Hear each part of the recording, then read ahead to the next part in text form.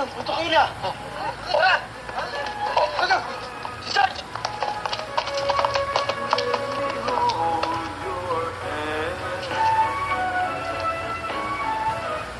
Siguro alam natin lahat.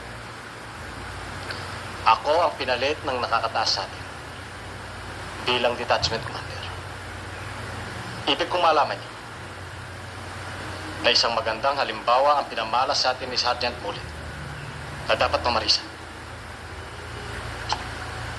Kung wala na tayong silbi sa ukbong sandataan ng Pilipinas,